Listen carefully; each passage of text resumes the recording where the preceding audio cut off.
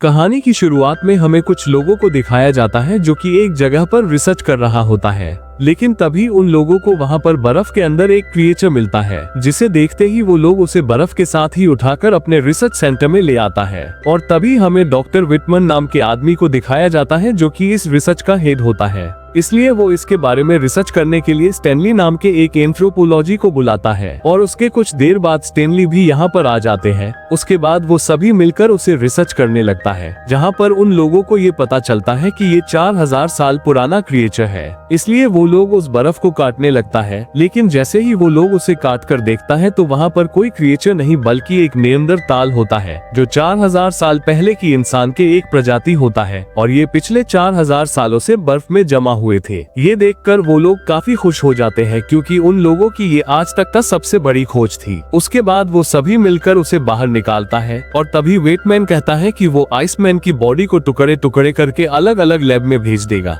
ताकि वो लोग इसके बारे में ज्यादा से ज्यादा रिसर्च कर सके। लेकिन यहाँ पर स्टैनली उसकी बातों को इग्नोर कर देता है। अब अगले दिन ये लोग जैसे ही उसकी बॉडी को चेक कर रहा होता है कि तभी इन्हें पता चलता है कि उसकी बॉडी के सेल अभी भी सही है और उसके ब्रेन भी पूरी तरह से ठीक है। ये सब देखकर वो सभी लोग काफी हैरान हो जाता है, क्योंकि ये नेअंडरथाल 4000 साल से नींद में था। उसके बाद वो लोग उसे होश में ले आने के लिए इलेक्ट्रिक शॉक देते हैं, और जैसे ही उसके बॉडी पर इलेक्ट्रिक शॉक जाता है तो वो होश में आ जाता है। लेकिन जैसे ही वो अपने आँख खोलता है तो वो काफी डर जाते हैं, क्योंकि उसने ऐसा दुनिया कभी नहीं देखा था। इसलिए वो वहां से भागने की कोशिश करता है, जिसे देखकर वो लोग जल्दी से उसको नींद की इंजेक्शन लगाकर सुला देता है। यहाँ पर जितने भी साइंटिस्ट हैं वो सब के सब बहुत खुश थे, क्योंकि उनके लिए ये एक बहुत बड़ी खोज होता है। उसके बाद वो सभी लोग मिलकर बातें करने लगता है, लेकिन तभी वहाँ पर डियाना नाम की लड़की उन लोगों को बताती है कि हमें 4000 साल पहले की एक नेअंडरथाल मिला, जो आज तक बर्फ में फ्रीज होकर सो रहे थे, और उसके बॉडी को भी कुछ नहीं हुआ।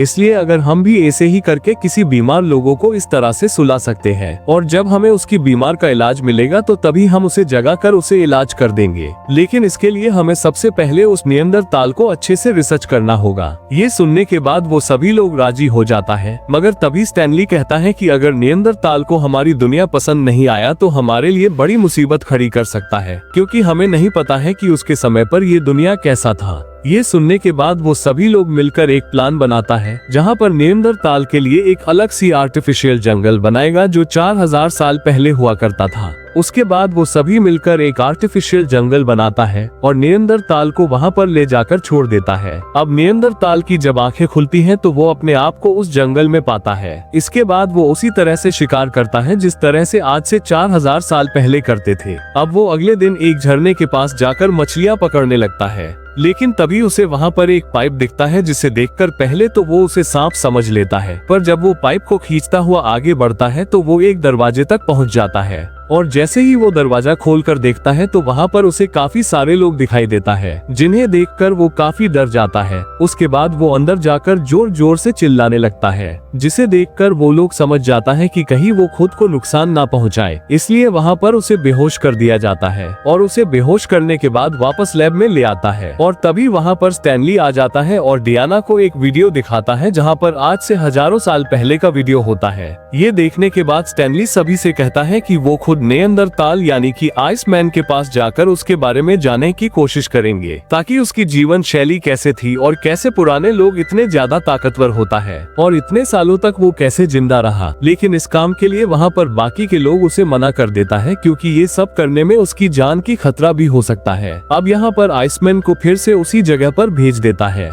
लेकिन अगले दिन स्टैनली किसी को बताए बिना आइसमैन के पास जाता है, जहां पर आइसमैन उसे देखकर काफी डर जाते हैं, इसलिए वो उसके ऊपर हमला कर देता है और वो उसे पत्थर उठाकर मारने ही वाला होता है कि तभी वो स्टैनली को अपने तरह ही देख लेता है, इसलिए वो उसे छोड़ देता है। उसके बाद आइसमैन उसे अच्छे से देखने लगता है और आइसमैन को लगता है कि उसके लिए वो बिल्कुल भी खतरा नहीं है, और तभी स्टैनली भी आइसमैन से बातें करने लगता है, लेकिन यहाँ पर आइसमैन और स्टैनली एक दूसरे की भाषा नहीं समझ पाता, और तभी तभी यहाँ पर आइसमैन इशारों से अपना नाम बताने की कोशिश करता है, लेकिन स्टैनली नहीं समझ पाता। इसलिए यहाँ पर एक लैंग्वेज एक्सपर्ट को बुलाता है ताकि वो आइसमैन की भाषा को समझ सके। अब यहाँ पर स्टैनली और आइसमैन की धीरे धीरे बॉन्डिंग बहुत अच्छी हो जाती है, इसलिए वो दोनों काफी मस्ती भी करने लगता है। लेकिन यहाँ पर उन लोगों को किसी भी हाल में ये पता लगाना था कि आइसमैन 4000 सालों तक फ्रीजिंग टेम्परेचर में बर्फ के अंदर जिंदा कैसे रहा। इसलिए वो लोग आइसमैन को बेहोश करके फिर से लैब के अंदर ले जाता है, जहाँ उसे एक चेम्बर में डालकर चेम्बर का टेम्परेचर धीरे धीरे कम किया जाता है। पर जैसे जैसे टेम्परेचर कम होता है, आइसमैन की हार्ट बीट भी कम होने लगता है और कुछ देर के बाद उसके हार्ट बीट अपने आप ही रुक जाता है, जिसे देखकर स्टैनली को लगता है कि शायद वो मर जाएगा। इसलिए वो जल्दी से जाकर उस मशीन को ऑफ कर देते हैं और उसके बाद वो लोग आइसमैन को फिर से वापस उसी जंगल में छोड़ देता है। अब अगले दिन स्टैनली फिर से आइसमैन से मिलने के लिए उसके पास जाता है, जिसे देखते ही आइसमैन उसके पास जाकर लकड़ी की भाला लेकर अपने छाती में रखता है और वो उसे कहता है कि मुझे मार दो क्योंकि तुम लोग मेरे ऊपर अत्याचार कर रहे हो। जिसे देखकर स्टैनली काफी हैरान हो जाता है और वो समझ जाते हैं कि उसके अंदर भी फीलिंग्स है। उसके बाद वो वहाँ से निकलकर सीधा डियाना के पास जाता है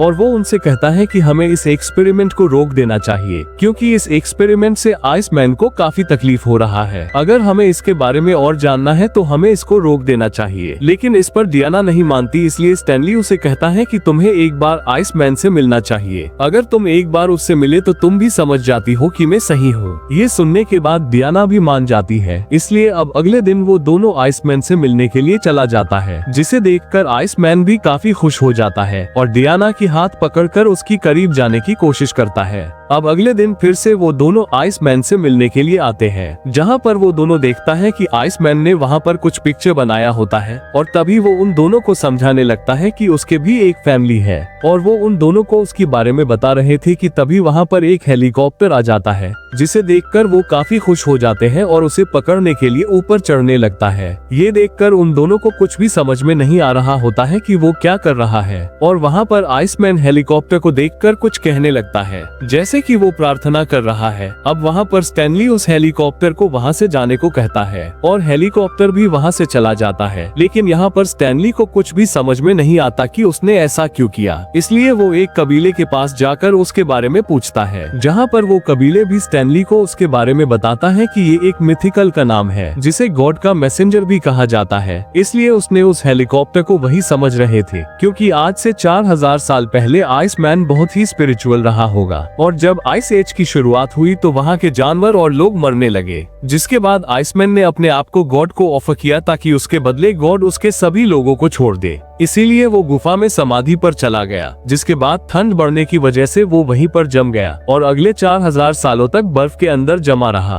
वहीं हमें आइसमैन को दिखाया जाता है जो हेलीकॉप्टर देखने के बाद काफी बदल चुके थे। इसलिए अब वो वहाँ से निकलने का फैसला करता है और उसके कुछ देर बाद आइसमैन उस जगह से बाहर आ जाता है, जहाँ पर वो मॉडर्न इंस्ट्रूमेंट्स को देखकर पूरी तरह से डर जाता है और तभी वो वहाँ पर आईने में अपने आप को देख लेता है, जिससे वो काफी डर जाते हैं। इसलिए वो उस आईने को ही तोड़ देता है और तभी वहाँ पर एक आदमी आ जाता है, जिसे देखकर आइसमैन काफी घबराया जाता है। इसलिए वो अपने भाला से उस आदमी को मार देता है। उसके बाद वो जल्दी से वहाँ से भागकर उस लैब से बाहर निकल जाता है, जहाँ पर वो चारों तरफ बर्फ ही बर्फ देखता है, जिसे देखकर वो बहुत खुश हो जाता है। लेकिन तभी वो अपने सामने एक हेलीकॉप्टर को देखता है, जहाँ पर वो भागता हुआ उस हेलीकॉप्टर के पास जाता है, मगर वहाँ पर हेलीकॉप्टर से उसका सर टकराता है, जिससे वो वहीं पर बेहोश हो जाता है। उसके बाद उसको फिर से पकड़कर अंदर ले आता है और वहाँ पर सभी लोग मिलकर आइसमैन के बारे में बात करने लगता है, जहाँ पर वो लोग ये फैसला करता है कि उसे एक्सपेरिमेंट्स के लिए शहर भेज दिया जाएगा, क्योंकि उसने वहाँ पर एक आदमी को मार चुके थे। इसलिए अब वो उन लोगों के लिए खतरा हो सकता है। लेकिन यहाँ पर फिर से स्टैनली उन लोगों को ऐसा करने से रोक लेता है, मगर इस बार उसकी कोई बात नहीं सुनते और स्टैनली को प्रोजेक्ट से बाहर निकाल दिया जाता है। जिसके बाद वो फैसला करता है कि वो आइसमैन को यहाँ से किसी भी कीमत पर निकालेगा। इसलिए वो डियाना से मदद मांगता है, लेकिन वो उसे मदद करने से मना कर देती है। मगर फिर भी वो जैसे तैसे करके आइसमैन को यहाँ से बाहर निकाल कर भाग जाते हैं। लेकिन तभी वहाँ पर बाकी के लोगों को पता चल जाता है कि स्टैनली ने आइसमैन को लेकर भाग गया। इसलिए वो लोग उसे पकड़ने के लिए उसके पीछे जाने लगता है। लेकिन जैसे ही आइसमैन को हेलीकॉप्टर को देखता है तो वो पागल की तरह उसकी तरफ भागने लगता है, जिसे देखकर स्टैनली उसे रोकने की कोशिश करता है लेकिन वो उसे नहीं रोक पाते और वो उसकी तरफ आगे बढ़ रहा होता है। लेकिन तभी वहाँ पर बर्फ की पहाड़ गिर जाता है, जिस वजह से वहाँ पर स्टैनली को कुछ भी नहीं दिखाई देता। लेकिन तब तक आइसमैन हेलीकॉप्टर के पास पहुंचकर उसे पकड़ लेता है, जिससे हेलीकॉप्टर उसे उड़ाकर ऊपर ले जाता है और तभी वहाँ पर पायलट ने भी उसे देख लेता है, इसलिए वो उसे ऊपर खींचने की कोशिश करता है। मगर तभी आइसमैन की हाथ वहाँ से छूट जाता है, जिससे वो सीधा नीचे गिरकर मर जाता है। और वही उधर स्टैनली ने भी ये सब देख रहा होता है, जिसे देखकर वो काफी दुखी हो जाता है। और इसी के साथ ये मूवी भी यहीं पर एंड हो जाती है।